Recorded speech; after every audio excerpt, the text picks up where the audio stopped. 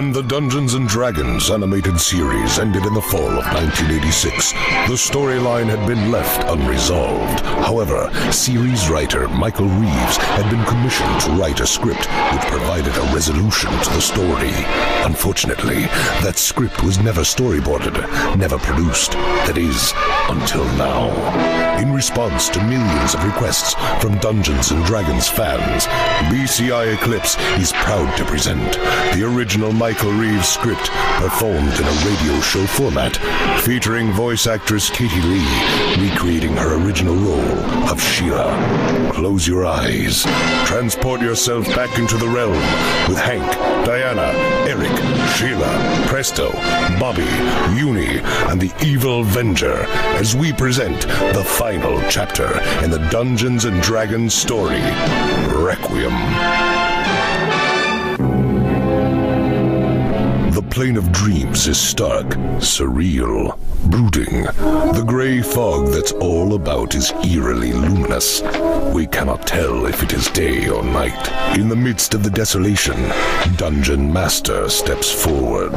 Venger? Just then, a magic bolt splits a monolith, and Venger emerges from the swirling fog. Dungeon Master, you are a fool. Your pupils are doomed to failure.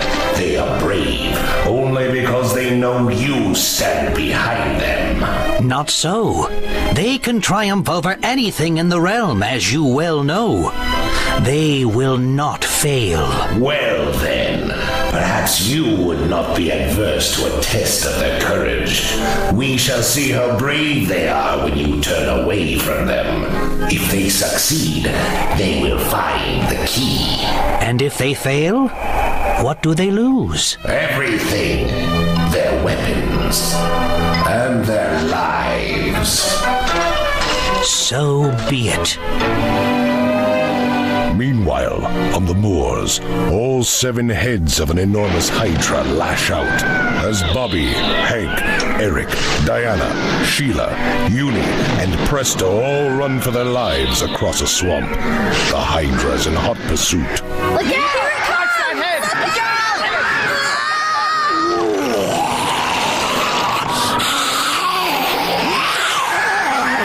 Do something, Hank! You're the leader! Just then, Hank stops and fires an energy arrow at the Hydra.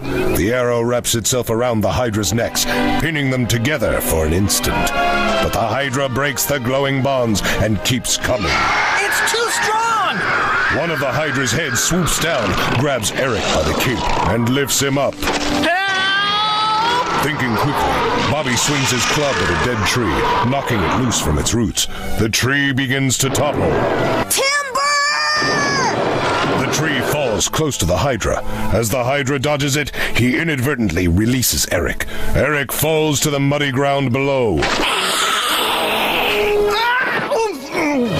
He rolls out of the way of a strike from one of the Hydra's other heads, just in time. That thing's got more heads than Tiamat! During the melee, Diana dodges one of the Hydra's heads and leaps over another.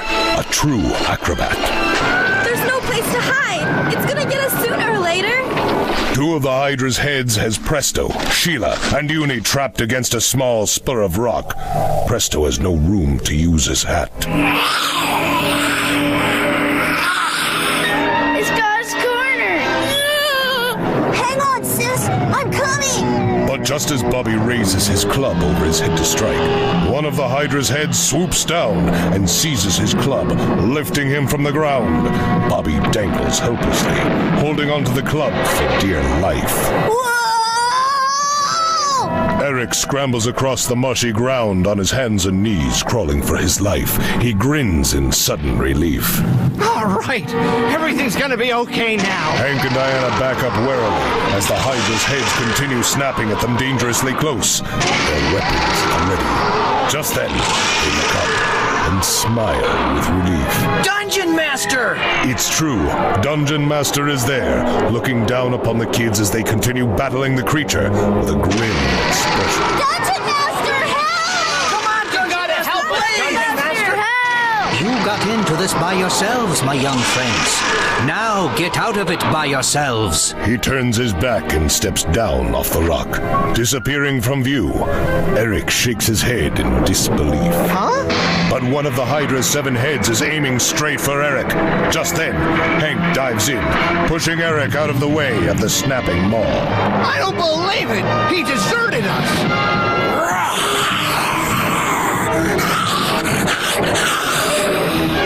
We'll worry about that later.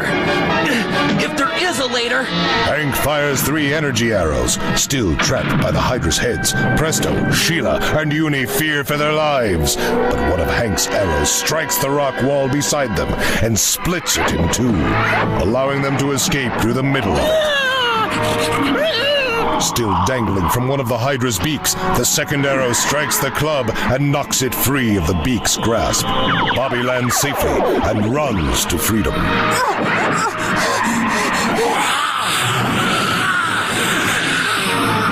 The third arrow explodes before the Hydra's eyes, causing it to jerk back, which allows Diana to leap over a rock and escape. As they regroup, weapons at the ready, Uni cowers against Bobby.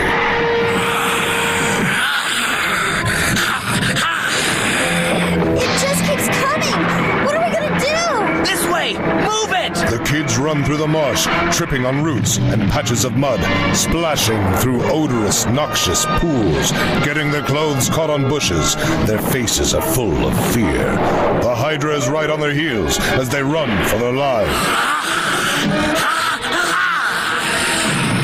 Hank leads the group towards a nasty, slimy green bog. Get ready! The kids reach the very edge of the bubbling bog. Now! Scatter! The kids break off to either side, running along the edge of the bog. The momentum achieved by the large, clumsy Hydra cannot be stopped. It blunders into the middle of the bog with a tremendous splash. Mud and slime flies everywhere. The Hydra flounders helplessly as it slowly sinks into the murky depths of the bog. Well out of the Hydra's reach, the kids regroup at the edge of the bog, tired, mud-spattered, exhausted. We did it! We're still alive! Yeah, no thanks to Dungeon Master. At a crossroads in the Salt Flats, the 2 suns are low in the sky, turning the flats into a brilliant crimson. The kids find themselves at a fork in the road, though neither road looks appealing. The East Fork appears to be better traveled. Presto reads a sign made of weathered gray wood that's pointing upward, hanging on a single rusty nail. According to this, the Flame Mountains are that way. Bobby picks up a second sign which has fallen to the ground. This way to the Sea of Sorrow. Great! Which road leads where? Who cares? It doesn't matter. I can't believe he would just abandon us like that. Eric starts down the Eastern Fork, but Hank carefully examines one road and then the other. We go west, Eric. Why? It's downhill. We're more likely to find water. The other way's a better road. Might lead to a town. I'm the leader, Eric. You said so before, remember? But Eric steps up to confront Hank face to face, locking gazes. I was under a lot of pressure then. Maybe I see things clearer now. Maybe it's time we had a little election. What do you say, Presto? Well, the Eastern Road does look better. Yeah? Well, I think the West Road looks better. Now, wait a minute, Bob. Keep out of this, sis. You're always... How come you're always right and I'm always wrong? Hold it! Hold it! Come on. We all know what this is really about. We're not mad at each other. We're mad at Dungeon Master. I don't know what to tell you, except that it's getting dark. We'd better find a place to camp. You want the point, Eric? You got it. Lead the way. Looking resentfully at Hank, Eric turns and takes the Eastern Fork. The others follow. Hank is the last one to go and brings up the rear. Later at the Sea of Sorrows, a pile of driftwood is ignited by one of Hank's energy arrows, turning it into the flames of a campfire. The kids gather around the fire as the reflection of the moons shimmer on the surface of the sea. Maybe it wasn't really Dungeon Master. It was him. Do you think I wouldn't know him? This whole realm is a dungeon, you know that? And we're all prisoners. We We thought Dungeon Master was our friend, but it turns out he's just another guard. What are we gonna do now? If Dungeon Master's abandoned us, who's gonna help us? I will help you. Recognizing the voice, the kids leap to their feet in an instant, weapons ready. They stare into the darkness that surrounds the fire. Venger steps out of the darkness into the flickering firelight. He holds out his hands in a gesture of peace. Be at ease, my young enemies. I shall not harm you. Move very slowly, Venger. So Dungeon Master has finally shown his true colors. Have you never wondered why his advice always led you into battle and never back to your world? It has been convenient for you to see Dungeon Master as good and me as evil. But things are not that simple. I have granted you your lives before. Aid me now, and I shall grant you your dearest wish. I will send you back to your own world. As Venger gestures toward the campfire, the flames blaze up, forming a miniature portal in which the amusement park appears. The kids stare longingly at it. Far to the south lies Realm's Edge. There you will find a cenotaph, an empty tomb. Within it is a key, which you must cast into the abyss. Do this, and you will go home.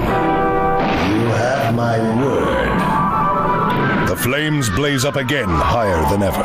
When they die down, Venger has vanished. Hank fires an energy arrow into the sky in a gesture of defiance. It explodes above them like a flare, casting an eerie light. Forget it, Venger! No way we're working for you! Wait a minute, Hank. What choice do we have? Dungeon Master's abandoned us. Venger, he may be our only ticket home. I think Eric's got a point, Hank. Venger's ruthless, but he's got a code. I believe him. So do I. All I want is to go home, and I don't care who's responsible for sending us there. You guys can't be serious. You know Venger's bad news. Eric, we gotta stick together. Why, Hank? We always stick together and it hasn't gotten us home. You guys can go do what you want, but we are going after that key. Eric turns and leaves the campsite. Presto hesitates for a second, then follows him. Bobby, won't you change your mind? I think you're making a mistake, Sheila. Sheila turns and runs into the darkness after the others. Hank, Bobby, Diana, and Uni watch her go. Later, further down the seashore, an ancient galleon is wrecked there. Sails hanging in tatters, salt stains glittering in the moonlight. Eric, Presto, and Sheila climb onto its deck. Think you can make this thing fly, Presto? Presto takes off his hat and makes Magik pass over it, frowning in utmost concentration. Magik and the hat be free, let us use the sky as the sea. A shimmering arc of magic light erupts from the hat, engulfing the galleon and lifting it, freeing it from the sand that had held it prisoner for possible centuries. The ship rises, the remnants of the sails flap uselessly. Are we doing the right thing, Eric? I don't know, but we're not turning back. Back at the campsite, Hank, Diana, Bobby, and Uni watch the silhouetted ship sail across the three moons. We've got to get to Realm's Edge first. Somehow. Just then, a huge bronze dragon lands at the water's edge, its wings spraying foam and sand. Bobby raises his club. Just what we need! More problems! Wait, Bobby. That's a bronze dragon. It might help us. The bronze dragon carefully watches Diana as she steps forward, her staff raised. She taps it gently on the horns with her staff. With a snort, the dragon lowers its head. All aboard. While the unsure Uni huddles between two of the dragon's huge dorsal plates, Diana sits behind the horns of the enormous beast. I hope you know what you're doing, Diana. So do I. And with another tap on the dragon's horns, the wings of the great creature lift them all into the night sky. The bronze dragon flies after the shrinking form of the galleon. Later, in the west, the two suns are rising. Diana, Bobby, and Uni are asleep, curled up in the hollows between the plates on the bronze dragon's back. But Hank is still awake, standing alertly, still watching the galleon, which is miles ahead. Diana awakens. You should get some sleep. Why do you think we're here, Diana? In the realm?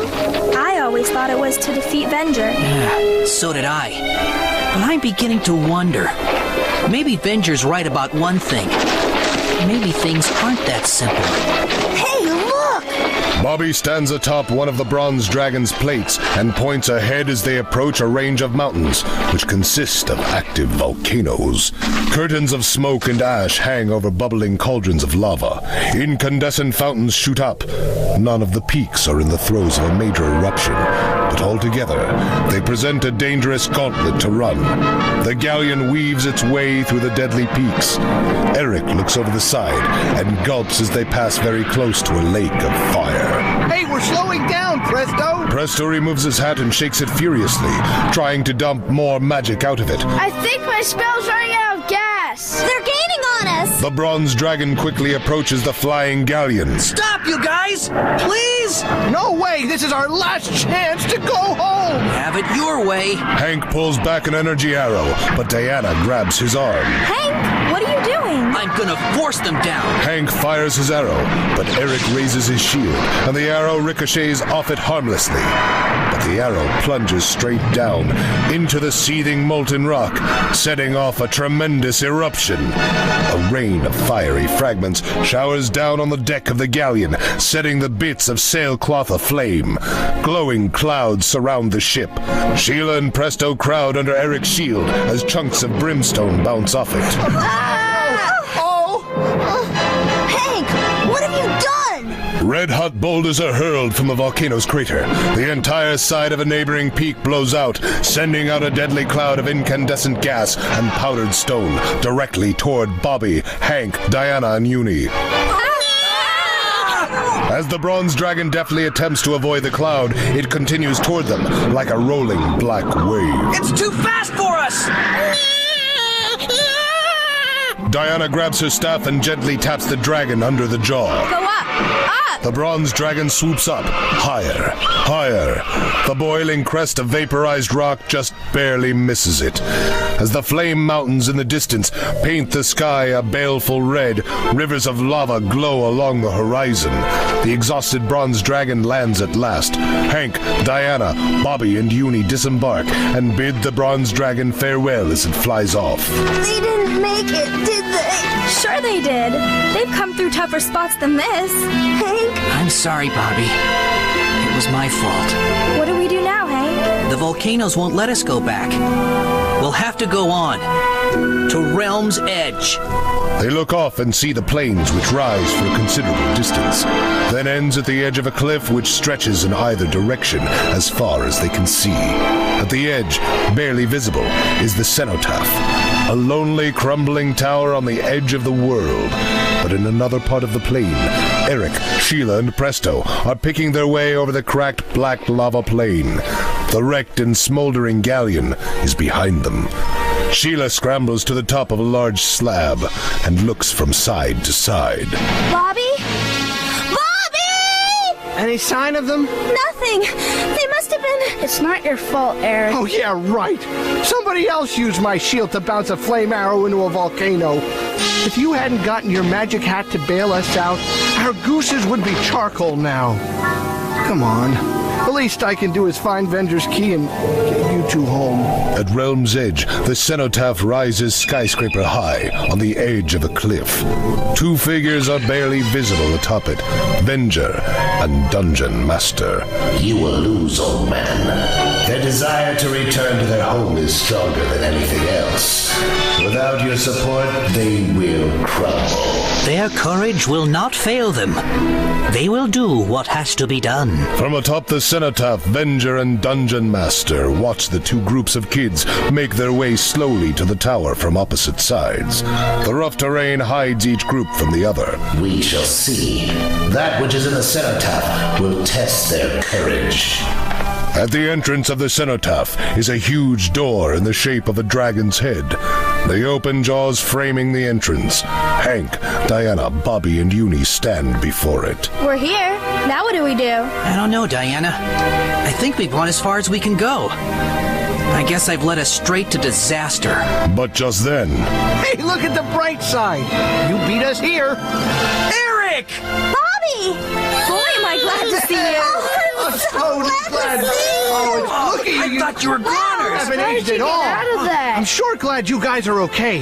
Now all we have to do is get the key and we can go home. You're not still planning on that, are you? You bet we are. I want to sleep in my own bed tonight. Eric, you're already sleeping and dreaming if you think Venger's gonna follow through on his promise. If there's even the slightest chance, Forget it, Eric. Nobody opens this door. That's what you think.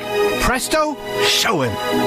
Well, okay. Presto takes off his hat and aims it at the door. A bolt of magic force erupts from the hat, surprising even Presto himself.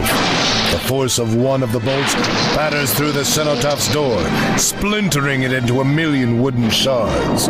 Another bolt has trapped Hank, Diana, Bobby, and Uni in its coils. That's 3, Presto. You're on a roll. By the time Hank, Diana, Bobby, and Uni have freed themselves from the magic bolt, the others have fled from sight. We've got to stop them. They're playing right into Venger's hands. They run into the cenotaph after their friends. Meanwhile, Eric, Presto, and Sheila have already entered a huge empty chamber. As they start up the adjoining stairwell, an energy arrow bursts in the air ahead of them, bringing them to a halt. The 3 look back and see that Hank has another arrow drawn. Don't do it, Eric. How you gonna stop me, Hank? I don't know, but neither of us want to find out. Suddenly the tension is broken as the floor shakes with a deep rumbling. what was that? The rumbling continues as the floor cracks beneath them. Through the cracks flow viscous, jelly-like streams of translucent protoplasm. The streams head directly for the kids. Get off the floor! Quick! As the kids head for the stairwell, the goo takes the form of a huge amoeba-like creature. It surges after them, almost flowing over Uni's front hooves. She dances back wildly to avoid it. What is it?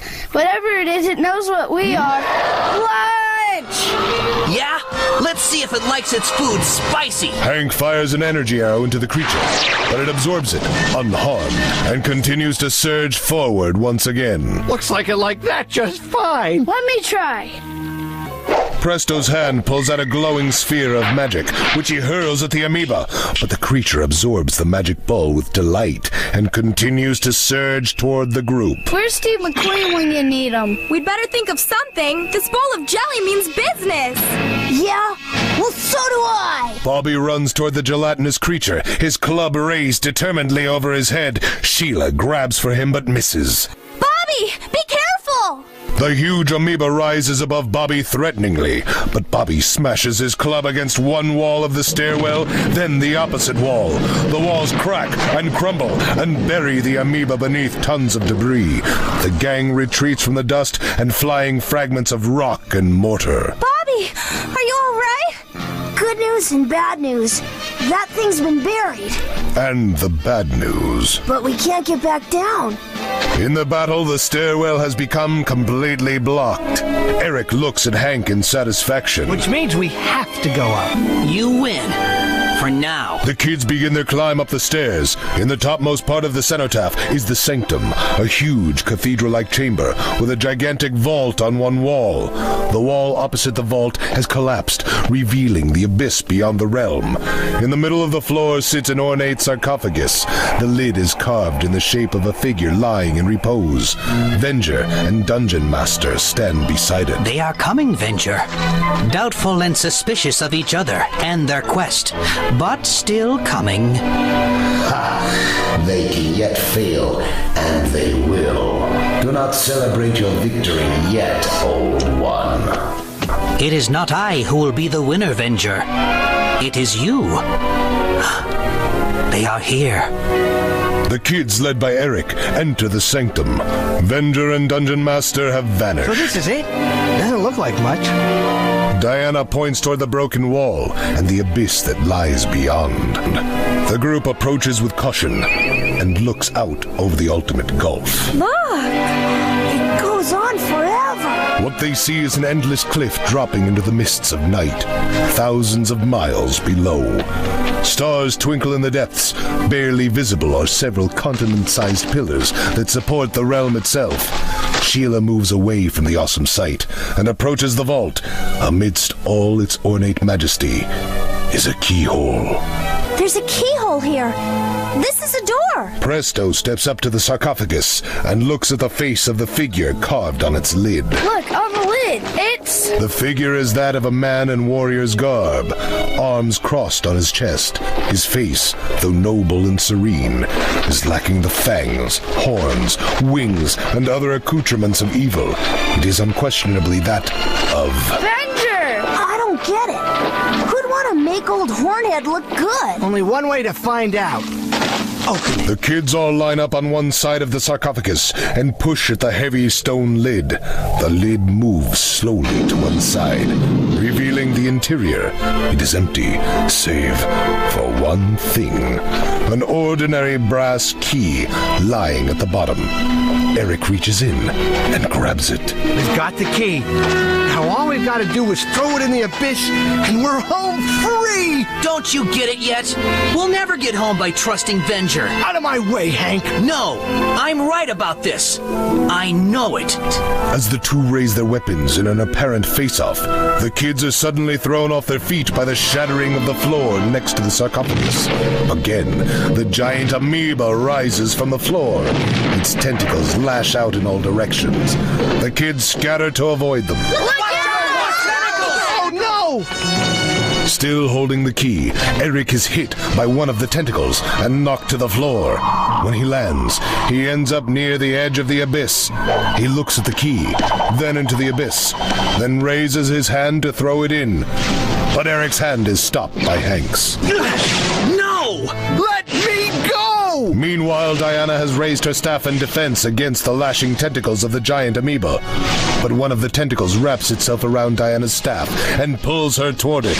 Presto holds his hat before him, causing it to glow. But before any magic can emerge, one of the amoeba's tentacles wraps around the hat, closing it and seizing Presto's arms.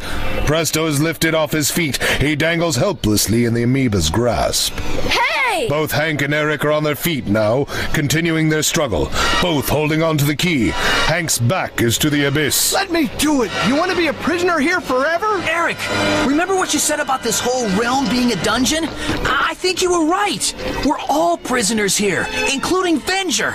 And this is the key. Elsewhere in the sanctum, Uni is backed up into a corner. A tentacle wraps around her and lifts her up. Sheila flips her hood up over her head as another tentacle reaches for her. She becomes invisible, but the amoeba apparently uses senses other than sight to track its prey. A tentacle wraps around Sheila's invisible form. Her cloak falls away and makes her visible again. She is lifted, kicking and screaming off the floor. Bobby, backed into another corner, is swinging his club to keep the amoeba at bay. He sees his comrades in trouble. Sheila! Uni! He raises the club over his head and slams it down on the floor, sending shockwave ripples through the stunned amoeba, causing it to drop Sheila, Uni, Diana, and Presto. But while the shockwave from Bobby's club has freed the four, it has a more negative impact on Hank. The vibrations have caused Hank to let go of the key. Hank drops his bow, staggers unevenly backward toward the edge of the abyss. He tries to regain his balance, but it's no use. He falls backwards into infinity. Eric lunges for him. He's gone. The amoeba has now recovered from the effects of Bobby's blow. It flows toward the group like a gelatinous wave, surrounding them on every side. The kids try to free themselves, but it's no use. Another moment, and it will encase them all completely. Eric looks toward his doomed friends, then at the abyss, then at the simple brass key he holds in his hand. Suddenly, Venger materializes before him. The key, Cavalier.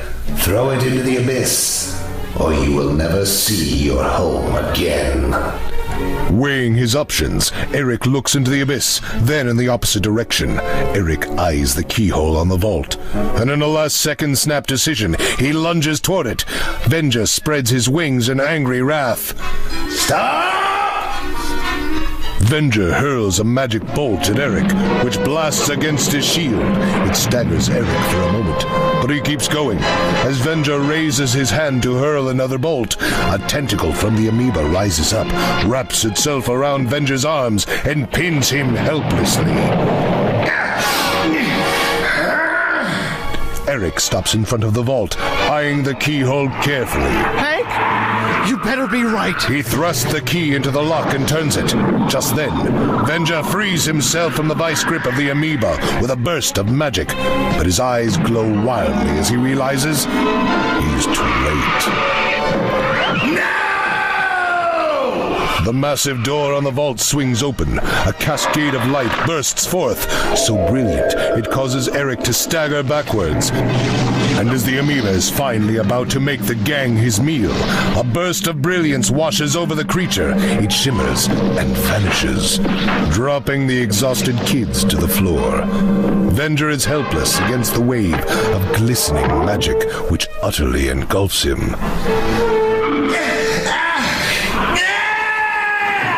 All over the land, streams of magic burst from the tower, spreading away from the realm's edge. A field full of serfs toiling away at their crops see a magic bolt impact near them like an incandescent meteorite. A portal opens up, showing the single sun of Earth shining over a medieval town. The serfs drop their implements and rush toward the portal. Elsewhere, another magic bolt zaps a portal near a group of lizard men. The world opened for them is that of a tropical jungle, with 3 red suns shining above it. The lizard men rush into the portal. In fact, bolts of pure magic from the cenotaph descend into all parts of the realm, creating portals wherever they strike. Even the servants of Venger himself, orcs, bollywogs, and other species of beings flee in terror as a bolt arcs toward the citadel. Shadow Demon emerges, sees the approaching destruction, and makes a hasty exit, just as the citadel is struck by the bolt and completely destroyed.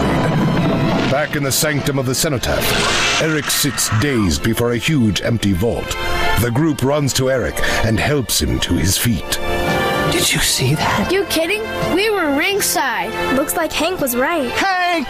The kids rush to the edge of the abyss and look down, fearing the worst, but they smile in relief. Well, don't just stand there. Hank hangs onto the jagged rock that dangles over the abyss. Get me out of here! Diana extends her staff to Hank. It glows as he pulls himself up, hand over hand. He takes his place beside his friends, but something grabs their attention. Still wrapped in the luminous spell, Venger is transformed. Before their very eyes, he changes into the noble, majestic figure whose likeness is carved on the sarcophagus. He looks down at himself in disbelief. I was right. Our mission in the realm was not to defeat Venger. It was to redeem him. Venger approaches the kids, but just then, a burst of prismatic light appears and forms into that of Dungeon Master. He looks at Venger. He is pleased. Venger kneels before him. Father, I have returned. Thank you, my young pupils. You have done the one thing it was not in my power to do. You have returned my son to me. You're Venger's father? There's not a big family resemblance. Thousands of years ago, I chose to follow another master, one of evil. I imprisoned in the cenotaph all that which Dungeon Master had given me. And now, you have set me free. Dungeon Master raises his hands, and one final bolt of crackling magic streaks from the vault, impacting near the kids and creating a portal. With wide eyes, they look inside and see the amusement park. As you have given those trapped in this realm their freedom, I can do no less for you. You are free to return to your world now if you wish, or you can stay here in the realm. There is still much evil to be dealt with, and many adventures yet to be had. The choice, my children, is yours. The kids look at each other, grinning. tears of happiness in their eyes, ready to make their greatest decision of all. They survey their newly transformed surroundings, the realm's edge, majestic mountains, and puffy clouds. Even the incredible vista of the entire realm itself, with its myriad lands and life forms, its joys, its dangers. Though it's a new realm now, it still is, and always will be, the realm of Dungeons and Dragons. Dungeons and Dragons Requiem was written by Michael Reeves, additional narrative embellishments by Wally Wingert, voice direction by Chuck Garrick, Daniel Roebuck, Wally Wingert, and Katie Lee. Dungeons and Dragons Requiem featured the voice talents of Katie Lee as Sheila and Bobby, Wally Wingert as Hank, Uni, and Dungeon Master, Daniel Roebuck as Eric, Buster Roebuck as Presto, Laura Lee as Diana, and Neil Kaplan as Venger. Engineering by Nathan Milisavljevic and Chuck Garrick. Production support by Lindsey Byrne. Dungeons and Dragons Requiem was recorded before a live studio audience at Voice Tracks West in Studio City, California. This is your announcer speaking.